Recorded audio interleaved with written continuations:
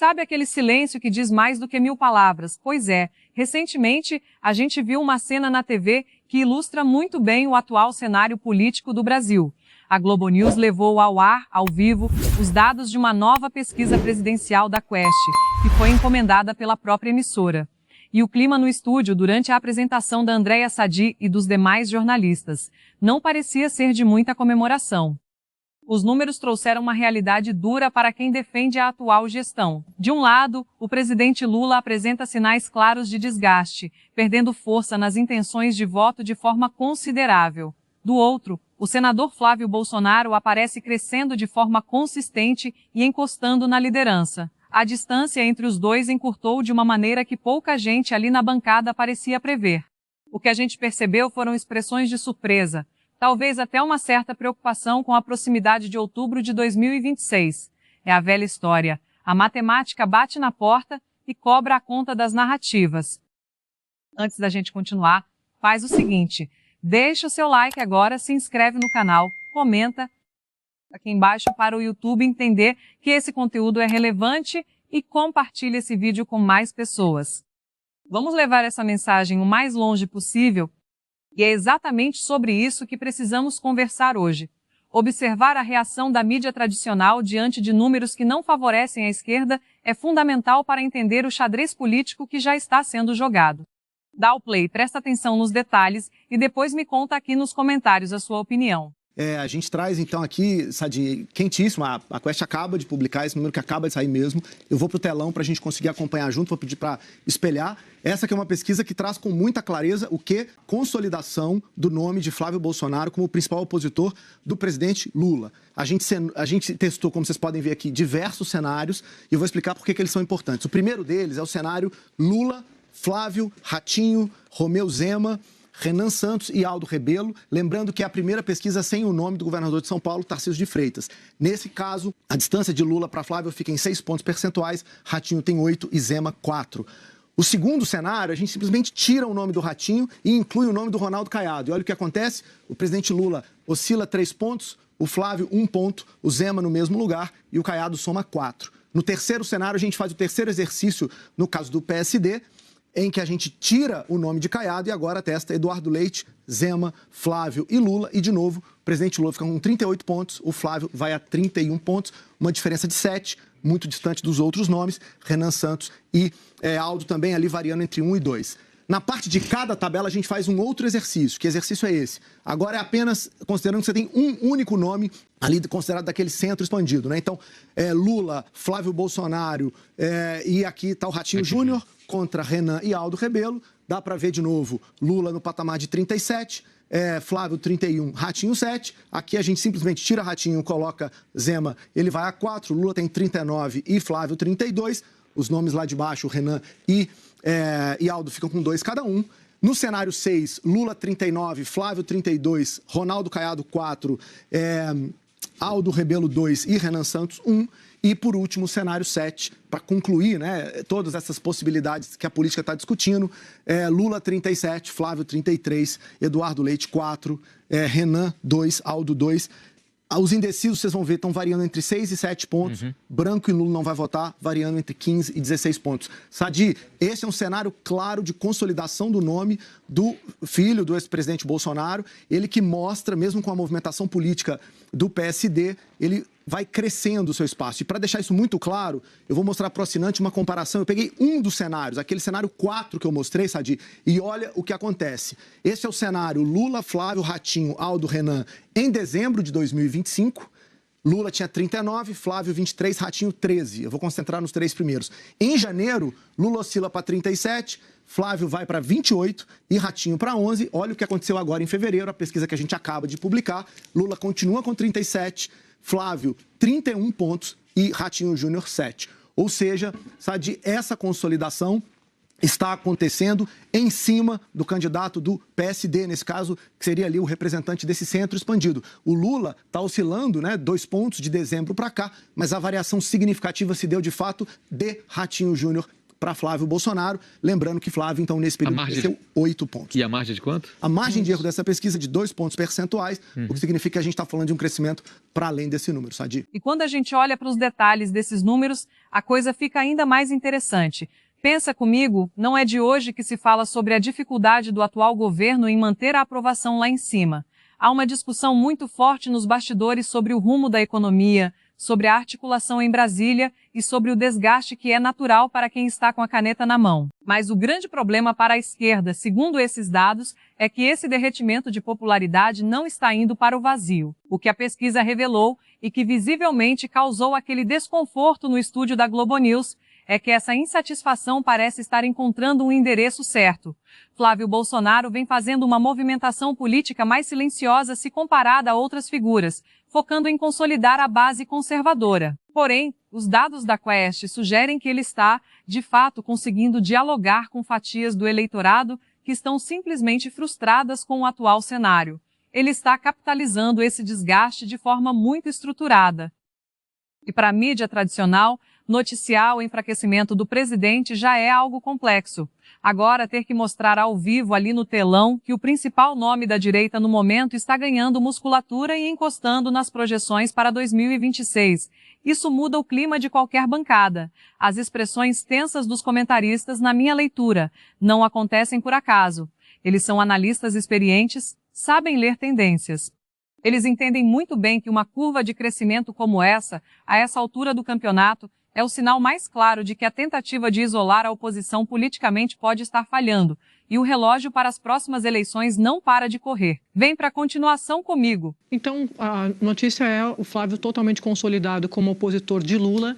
A gente viu, essa é a primeira pesquisa, importante colocar aqui, da Quest, números que estão sendo detalhados pelo Felipe Nunes após o anúncio do PSD de que vai sair um candidato à presidência daqueles 3 nomes, Ratinho Júnior, o Eduardo Leite e o Ronaldo Caiado. E o Felipe acabou de mostrar aqui o que acontece em cada cenário testado com cada um desses candidatos, incluindo ali o Romeu Zema, que é do Novo, mas que está ali articulando com eles essa oposição, candidatura de oposição, possível candidatura de oposição ao presidente Lula. E mostra Flávio Bolsonaro totalmente consolidado, mesmo com esse anúncio, ou seja, não teve tração ainda, né? Eles são governadores, ainda precisam ser conhecidos, decolar, a depender de quem for escolhido ali pelo Kassab, e se de fato vai ter candidatura. E o presidente Lula totalmente consolidado como o líder das pesquisas. Mas, Felipe, eu não sei se você concorda, isso aqui a gente está falando de primeiro turno, né? Não é muita gente dizia, o Flávio Bolsonaro vai carregar ali, tem a maior rejeição, mas ele não vai decolar. E eu disse aqui várias vezes que no entorno do Flávio Bolsonaro eles estavam comemorando porque eles achavam que ele ia crescer e ia ganhar musculatura ao longo dessa pré-campanha. Então, esses números para ele são números que essa pré-campanha vai comemorar, porque mostra que, mesmo com o lançamento dos outros, mesmo que seja bem no comecinho, ele ainda segue ali consolidado como o principal opositor de Lula. E o mais interessante, Sadi, neste caso, é que esse crescimento do Flávio aconteceu, como eu mostrei no mês passado, primeiro entre os eleitores bolsonaristas. Ele já tem hoje 92% do voto do eleitor bolsonarista e já chega a ter 65% dos votos do eleitor de direita não bolsonarista. Ou seja, ele está ganhando espaço nesses dois pilares, né? O desafio dele, como a gente vai mostrar daqui a pouco, ainda são os independentes, coisa que o Flávio ainda não conseguiu conquistar. Mas, Sadi, a gente precisa mostrar também os números de segundo turno, né?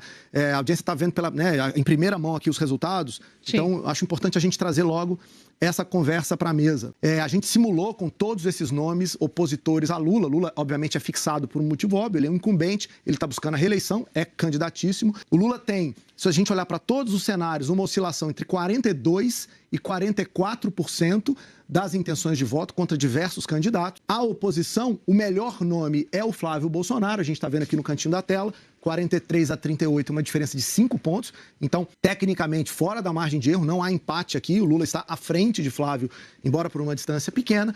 Dali para cá, essa distância só aumenta. O Lula, 43, Ratinho, 35. É o segundo nome mais competitivo nesse momento. Lula contra Ronaldo Caiado, 10 pontos. Lula contra Zema, 11 pontos. E aí a gente começa a testar Eduardo Leite, 14 pontos de diferença, 42-28. No caso de Aldo Rebelo, a diferença é de 19 pontos, a mesma diferença para Renan Santos. Ou seja, Sadi, Lula que lidera o primeiro turno, com uma distância que, né, ele vai vendo o Flávio Bolsonaro se aproximar nesses últimos 3 meses. No caso do segundo turno, ele também continua liderando as intenções de voto. O que chama a atenção é esse gráfico, né? Olhando para o Flávio, que se consolida como o principal nome, a distância dos dois, que era de 7 pontos em janeiro, passa a ser uma distância de 5 pontos agora em fevereiro, né? 43% contra 38%, 17% dizem que vão votar branco, nulo ou não vão votar indeciso. Isso aí não é um empate técnico, não? Tem um ponto o Lula. Então, estatisticamente falando, a gente não pode dizer que é um empate técnico, porque a margem de erro de 2 pontos significa que Flávio poderia ir até 40 pontos e Lula, no seu pior desempenho estimado aqui, 41, ele venceria a eleição ali matematicamente por 1 ponto. Agora, uma outra coisa, você acha que se o Zema for vice do Lula, ele carrega esse eleitorado dele para a candidatura do Flávio? Do Flávio. Quando a gente olhar aqui... Ele achou tão esquisito.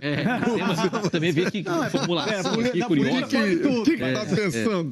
Porque, gente, ele tem alguma informação. Ele tem alguma informação que nós não temos.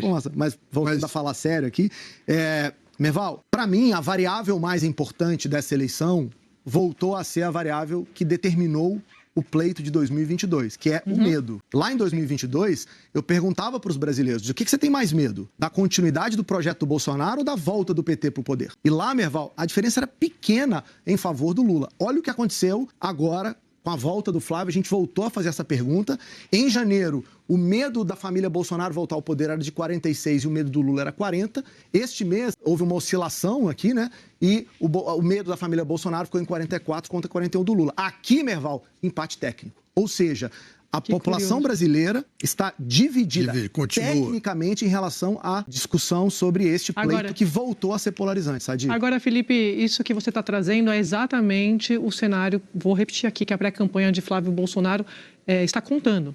Eu converso muito com eles ali e o próprio Flávio já me disse várias vezes, eu vou trabalhar ali para diminuir a minha rejeição. Eu já contei essa história aqui, ele diz que ele sempre... A ideia dele é se vender como um Bolsonaro moderado, né? Aquele Bolsonaro que tomou vacina, e ele acredita nisso, em diminuir a sua rejeição e conta com o apoio da turma do PSD se sair candidato para atacar Lula no primeiro turno, porque ele acha que isso vai aumentar a rejeição de Lula. Se isso vai acontecer ou não, a gente vai acompanhar ao longo da eleição. Estou dizendo que é uma estratégia dele. E ele estava me dizendo, e a campanha também, que era só o começo. Então, assim, quando eu falei, mas qual que é a estratégia para tentar melhorar os números? A gente está na pré-campanha, a gente vai melhorando e eu vou me posicionando e vou mostrar isso. Então, eu contei aqui durante a semana que tem o núcleo de economia ali que ele está montando, está buscando o posto Ipiranga para reeditar o pai em 2018, que era o Paulo Guedes, que é um nome e tal. Mas o fato é, como você acabou de me mostrar aqui, o que nós estamos vendo hoje, data hoje, claro, pesquisa é foto, é a reedição da disputa Lula versus Bolsonaro, mesmo com Flávio Bolsonaro, que o Palácio sempre diz, é tudo que a gente queria, mas pelos números aqui tem com o que se preocupar. Não dá para dizer que está tranquilo e tem muita vantagem quando você olha para o segundo turno. Então, André, Felipe, Valdo Cruz aqui. Felipe, você destacou aí nos números que o crescimento do Flávio está muito em cima da queda do Ratinho Júnior, né? E muita gente falando que, de repente, Ratinho Júnior poderia se viabilizar como uma terceira via. Ainda dá tempo para o Ratinho Júnior se viabilizar como essa terceira via? Ou esse movimento do Flávio pode ser constante e desinflar esse balão do Ratinho? Valdo, boa tarde. Para responder essa questão, deixa eu trazer números aqui para a gente conversar. Números esses que vão...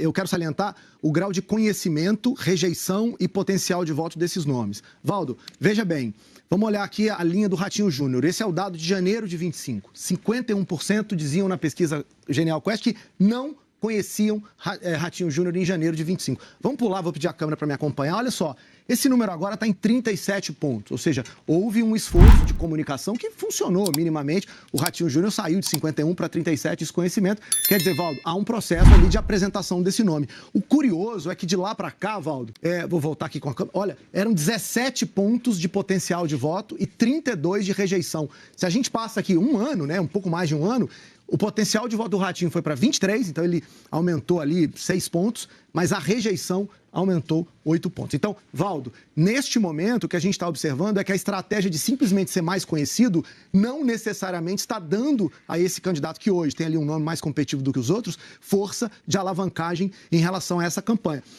A gente pode fazer o mesmo exercício com o Caiado, com o Zema, vocês vão ver, você tinha um nível de rejeição, de desconhecimento alto, né? 68%, 62%. Lá na pontinha do gráfico, esse desconhecimento caiu, 51%, 53%, mas neste processo a rejeição também cresceu junto. Então, Valdo, o desafio dessa, vamos chamar a terceira via, é que está tentando constituir uma solução, né, uma alternativa para além da polarização, é apresentar esses nomes. Eles têm que ser conhecidos, tá? Por quê? E aí, Sadi, deixa eu só te mostrar um número que dialoga exatamente com o que você acabou de analisar. Quando a gente olha para o caso do Flávio Bolsonaro, aconteceu o inverso. Sadi, em dezembro, assim que ele foi anunciado pelo pai, 60% rejeitavam o Flávio Bolsonaro. Dá uma olhada no que aconteceu em janeiro, 55%, esse número continua em 55%. Ou seja, ele conseguiu melhorar o seu desempenho de rejeição, enquanto, olha o potencial de voto de Flávio, 28%, 34%, 36%. Ou seja, Sadi, neste momento, Lula e Flávio Bolsonaro têm praticamente o mesmo nível de rejeição. Vamos olhar para a matemática nua e crua, aquela que faz o sistema suar frio. Presta atenção na tendência de queda livre. Em dezembro, a diferença era de confortáveis 16 pontos. Em janeiro, caiu para 9. Agora, em fevereiro, despencou para 6 pontos no cenário mais competitivo. A distância está evaporando. Isso não é torcida de internet, é fato. É a matemática cobrando a conta de um governo que não se sustenta. Claro, a grande mídia e a esquerda adoram repetir o mantra de que pesquisa é retrato do momento, não destino. Eles se agarram a essa frase como um náufrago abraça um pedaço de madeira. E tecnicamente eles não estão errados. O movimento pode acelerar, frear ou reverter. Mas quando a água começa a subir no barco deles, o desespero bate. E sabe qual é o maior pesadelo que tira o sono de quem está no poder? A campanha oficial nem começou. Não teve um segundo de horário eleitoral gratuito, não teve debate frente a frente, não teve a máquina do corpo a corpo nas ruas. Se Flávio Bolsonaro já está encurralando o atual governo apenas com um movimento orgânico e consolidação de base, imagina o estrago real quando o jogo começar a valer de verdade. A chance de uma virada de mesa é brutal, e eles têm plena consciência disso.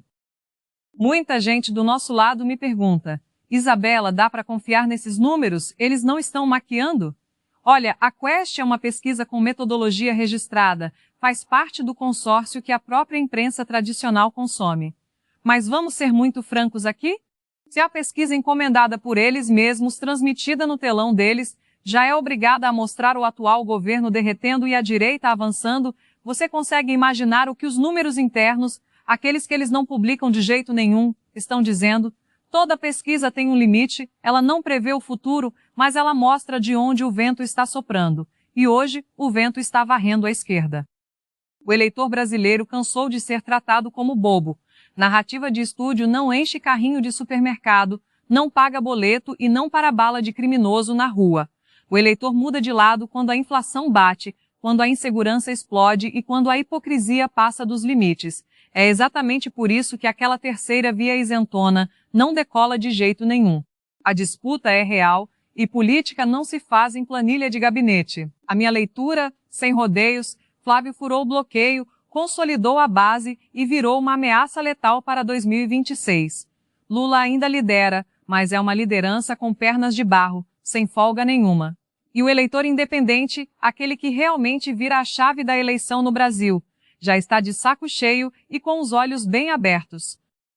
Agora eu quero a sua leitura, sem filtros. Você acha que essa pesquisa reflete a rua ou a realidade já é ainda pior para eles do que o gráfico mostra? Deixa seu comentário aqui embaixo.